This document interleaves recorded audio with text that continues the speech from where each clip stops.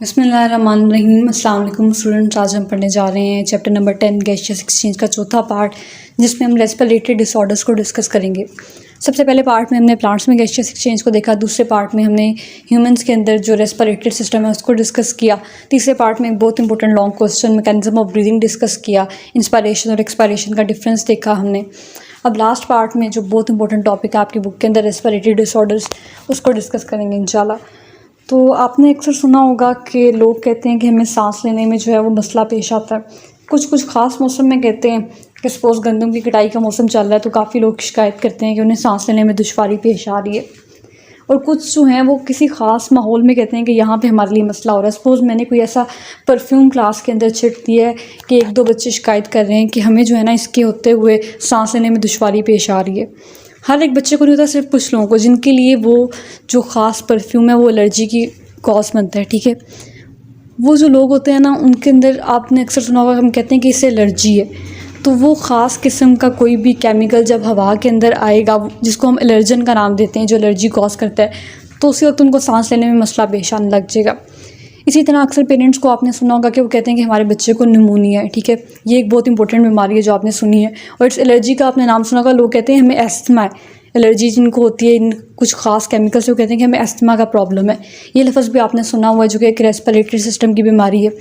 तीसरा, आपने अक्सर बुज़ुर्गों को जो स्मोकिंग करते हैं ये कहते हैं सुना होगा कि हमारे फेफड़े जो है ना वो जवाबदेह हैं, मतलब उन्हें लंग कैंसर हो गया।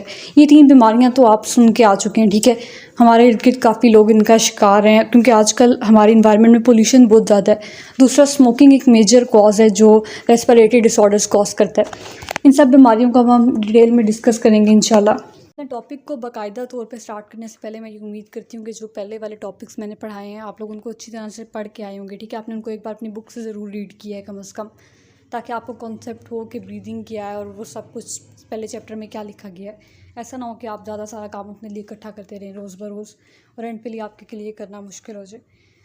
अब रेस्पिरेटरी डिसऑर्डर्स को स्टार्ट करने से पहले 3-4 लाइंस के अंदर आपकी बुक ने एक तो पोल्यूशन को ताज पहनाया है इनका कि रेस्पिरेटरी डिसऑर्डर्स कॉज करने में सबसे बड़ी वजह है। ठीक है, जिसमें मैं कहती हूँ कि स्मोकिंग भी इक्वली रिस्पॉन्सिबल है। 50% अगर आप पोल्यूशन को कहते हैं तो 50% जो है वो इन्हीं बीमारियों की वजह स्मोकिंग भी है।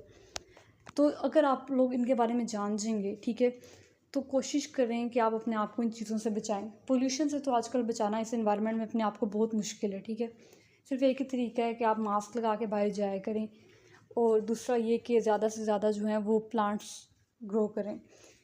दूसरी जो स्मोकिंग है उससे आप अपने आप को बचा सकते हैं। 100% तो नहीं मैं कहूँगी, लेकिन आप 90-95% बचा सकते हैं।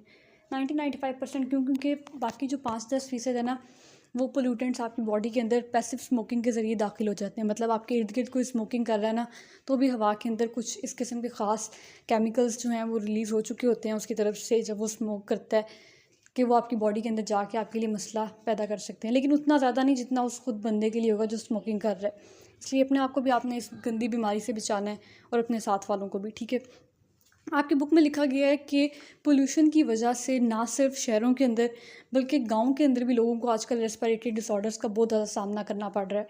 हम अक्सर कहते हैं कि जो गांव है ना उनके अंदर इतनी ज़्यादा पोल्यूशन नहीं है रूरल एरियाज़ में, लेकिन आजकल वो भी बेचारे इंडस्ट्रियलाइजेशन की वजह से इनसे बचे नहीं रहे और वहाँ पे भी लोगों को यही सांस लेने में दुश्वारियाँ पेश आ रही हैं। ब्रोंकाइटिस का जो लफ्ज़ है ये आपने इतना ज़्यादा नहीं सुना होगा जिस तरह आप एस्थमा और इन्फ्लेमेशन वगैरह को सुनते हैं या लंग कैंसर को। ब्रोंकाइटिस के वर्ड का मतलब है कि आपके ब्रोंकाई जो है उनकी इन्फ्लेमेशन हो गई है, मतलब उनमें सोजिश हो गई है, जिस तरह से हम आम ज़ुबान में लफ्ज़ इस्तेमाल करते हैं। अभी किस तरह होती है हम पढ़ते हैं। इससे पहले मैं आपको एक मिसाल देती हूँ। जैसे एक पाइप है जिसमें से पानी गुजर रहा है, अगर आप उस पाइप के अंदर कोई भी कैंकर वगैरह डाल देंगे या कुछ और रुकावटें पैदा कर देंगे तो पानी का गुजरना काफ़ी मुश्किल हो जाएगा। ठीक है, और एक तो पानी जो आपके पास आ रहा है अब उसकी भी मिकदार काफ़ी ज़्यादा कम हो जाएगी।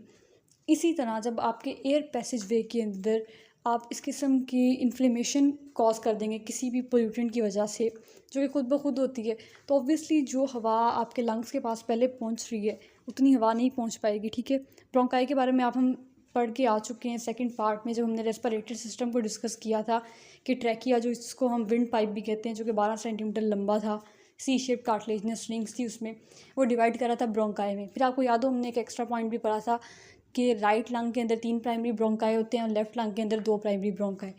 तो यही जो ब्रोंकाई है अगर इसकी इन्फ्लेमेशन हो जाएगी, अब इन्फ्लेमेशन क्या होगी कि इसके अंदर म्यूकस, वही जो थिक लिक्विड है वो बहुत ज़्यादा इकट्ठा हो जाएगा। ठीक है, तो ऑब्वियसली हवा का इसमें से गुजर के आना काफ़ी मुश्किल हो जाएगा। अब वो म्यूकस इकट्ठा क्यों होता है? थोड़ी सी मिकदार में तो वो हर जगह पाया जाता है। हमने पढ़ा था कि ट्रैकिया ब्रोंकाई के अंदर म्यूकस भी होता है और सीलिया भी होता है। म्यूकस जो था वो थिक लिक्विड था और सीलिया जो था वो हेयर लाइक पार्टिकल्स थे कि जो कि एक ख़ास डायरेक्शन में मूव करते थे और पोल्यूटेंट को हमारी बॉडी से बाहर निकाल देते थे, ठीक है। और म्यूकस भी किसी ख़ास पोल्यूटेंट को अपने अंदर ट्रैप करके फिर बाहर निकाल देता है। अगर यही म्यूकस बहुत ज़्यादा मिकदार में बन जाएगा तो ऑब्वियसली हमारे जो ब्रोंकाई हैं उनकी वॉल्स कंस्ट्रिक्ट कर जाएंगी, मतलब वो तंग हो जाएंगी। और उसके अंदर अब इतना ज़्यादा ये पानी की तरह का म्यूकस भरा हुआ है, तो अब हवा किस तरह से गुजर के जाएगी? अब ये म्यूकस इतना ज़्यादा बनता क्यों है? तो ये मुख्तलिफ वजह से बन सकता है। सपोज़ कोई ख़ास किस्म का वायरस आपकी बॉडी में अंदर एंटर कर गया, ठीक है, या कोई ख़ास बैक्टीरिया भी ऐसा कॉज कर सकता है, या कोई ख़ास किस्म का पोल्यूटेंट, जैसे कोई आपके इर्द गिर्द स्मोकिंग कर रहा है, कोई टोबैको स्मोकिंग कर रहा है। ये ख़ास वजूहात हैं जो कि ब्रोंकाइटिस की वजह बनती हैं। अब हम इसको एक बार एनिमेशन से देख लेते हैं और फिर बाकी लाइंस रीड करते हैं स्लाइड से। ब्रोंकाइटिस दो तरह का हो सकता है, एक्यूट भी और क्रोनिक भी। एक्यूट का मतलब कोई ऐसी बीमारी जो कुछ अरसे के अंदर डेवलप हुई है, ठीक है, और अगर आप जल्दी ट्रीटमेंट ले लें तो वो जल्दी रिकवर भी कर जाती है। लेकिन क्रोनिक ऐसी बीमारी होती है जो आहिस्ता आहिस्ता डेवलप करती है काफ़ी सालों में और फिर उसको जाने में भी काफ़ी वक्त लगता है, ठीक है। क्रोनिक के अंदर आपके जो भी ऑर्गन सिस्टम इन्वॉल्व होता है ना, वो काफ़ी ज़्यादा डिटीरियोरेट कर जाता है, मतलब उसकी हालत काफ़ी ख़राब हो जाती है क्रोनिक कंडीशन के अंदर। अब ब्रोंकाइटिस हम पढ़ के आए हैं कि इसकी मुख्तलिफ वजूहात हो सकती हैं। सपोज़ किसी वायरस की वजह से हो सकता है या पोल्यूशन की वजह से हो सकता है। बच्चों के अंदर अक्सर पैदाइशी तौर पे ये मसला पाया जाता है निमोनिया की तरह। स्मोकिंग की वजह से हो सकता है, बुजुर्गों में भी ये प्रॉब्लम पाया जाता है, ठीक है। एक्यूट ब्रोंकाइटिस का मैंने आपको बताया है कि कुछ अरसे के अंदर डेवलप करती है और जल्दी रिकवर भी कर जाती है। अब इसके अंदर ये होता है कि आपकी जो ब्रोंकाई हैं वो कंस्ट्रिक्ट कर गई हैं, ठीक है, उनके अंदर म्यूकस बहुत ज़्यादा इकट्ठा हो गया है। जैसे आप इस डायग्राम में देख सकते हैं कि ये जो ब्लू वाली डायग्राम है इसके अंदर आपकी एयरवेज काफ़ी ज़्यादा जो है उनके अंदर पैसेजवे या एरिया है, लेकिन साइड पे अगर आप देखें राइट साइड पे तो वो काफ़ी ज़्यादा कंस्ट्रिक्ट कर गई हैं, ठीक है, और इस तरह से हवा का उसके अंदर से गुजरना काफ़ी ज़्यादा मुश्किल हो गया। और ये कंस्ट्रिक्ट क्यों किए? क्योंकि म्यूकस बहुत ज़्यादा इकट्ठा हो गया इनके अंदर। क्रोनिक ब्रोंकाइटिस का हमने पढ़ा था कि वो आहिस्ता आहिस्ता डेवलप करता है और फिर ये कि जब इतनी खामोशी से वो डेवलप कर रहा होता है तो आपके लंग्स आहिस्ता आहिस्ता ख़राब होते जाते हैं और आपको पता भी नहीं चलता और फिर उनकी रिकवरी भी काफ़ी मुश्किल हो जाती है। जैसे आप इस डायग्राम के अंदर देख सकते हैं कि लंग्स जो हैं वो पेशेंट के किस हद तक डिटीरियोरेट कर गए हैं कि अब उनका दोबारा नॉर्मल अपनी हालत में आना काफ़ी मुश्किल लग रहा है, ठीक है। आपकी बुक के सेकंड पैराग्राफ में ब्रोंकाइटिस की इन्हीं दो टाइप्स को डिस्कस किया गया है। एक्यूट के बारे में लिखा गया है कि ये तकरीबन 2 हफ्तों तक ले सकती है जाने में, ठीक है, और क्रोनिक जो है वो 3 माह से लेके 2 साल तक चल सकता है। लास्ट में सिम्टम्स को डिस्कस किया गया, मतलब वो इलामात जो आपको एक पेशेंट के अंदर नज़र आएँ तो आपको समझ आना चाहिए कि इसको ब्रोंकाइटिस है। अब वो इलामात क्या है कि वो कफिंग करेगा, मतलब बहुत ज़्यादा खांसेगा। दूसरा ये कि जब वो सांस लेगा तो एक ख़ास किस्म की आवाज़ आएगी, जैसे सीटी की आवाज़ आती है, जिसके लिए आपकी बुक में माइल्ड वीजिंग का लफ्ज़ इस्तेमाल किया गया है। अब वो वीजिंग की आवाज़ क्यों आती है? क्योंकि हवा एक तंग रास्ते में से गुजरती है जब वो ब्रोंकाई में से गुजरती है, ठीक है, जिनके अंदर इन्फ्लेमेशन हुई होती है। तीसरा ये कि उसको बुखार चढ़ा हो। चौथा ये कि जब वो कोई भी एक्सरसाइज वगैरह करेगा या कोई भी जिस्मानी मशक्क़त करेगा तो उसी वक्त उसको सांस लेने में दुश्वारी पेश आएगी, वो बहुत तेज़ तेज़ सांस लेगा, ठीक है, शॉर्टनेस ऑफ ब्रेथ होगी। आपने अगर याद हो तो मैकेनिज़्म ऑफ ब्रीदिंग वाले जो टॉपिक था हमारा, उसमें पढ़ा था कि एक इंसान एवरेज 1 मिनट में 16 से 20 बार सांस लेता है। लेकिन अगर आप पेशेंट को 1 मिनट के लिए नोट करें और वो 20 से ज़्यादा मरतबा सांस ले रहा है 1 मिनट के अंदर, इसका मतलब कि इसको ब्रोंकाइटिस है। आप देख सकते हैं कि आपकी बुक के एक्सरसाइज के तीसरे क्वेश्चन में ब्रोंकाइटिस, एम्फिसीमा और निमोनिया के साइंस और सिम्टम्स के बारे में पूछा गया है। तो ये एक इंपॉर्टेंट क्वेश्चन है। अब आपने इसको बोर्ड में किस तरह से अटैम्प्ट करना है कि आपने सबसे पहले इसकी डेफिनेशन लिखनी है। डेफिनेशन क्या है कि ये ब्रोंकाई की इन्फ्लेमेशन है। उसके बाद आपने इसकी कॉज लिखनी है, ठीक है, कि वायरस की वजह से हो सकता है, बैक्टीरिया की वजह से या किसी भी पोल्यूटेंट की वजह से। फिर आपने ये लिखना है कि इसकी टाइप्स क्या हैं, एक्यूट और क्रोनिक। उनको डिस्कस करने के बाद आपने सिम्टम्स पे आना है कि किसी पेशेंट के अंदर क्या इलामात होते हैं जिनको देख के आप बता सकते हैं कि इसको ब्रोंकाइटिस है। लास्ट में अगर कोई भी ट्रीटमेंट आपकी बुक में लिखा गया है तो वो आपने लिख देना है, ठीक है। और इस तरह से ये एक इंपॉर्टेंट क्वेश्चन आपका कवर हो जाएगा। अच्छी तरह से इसको तैयार करके आएँ। नेक्स्ट वीडियो में हम इंशाल्लाह अगली बीमारी को डिस्कस करेंगे। अल्लाह हाफ़िज़।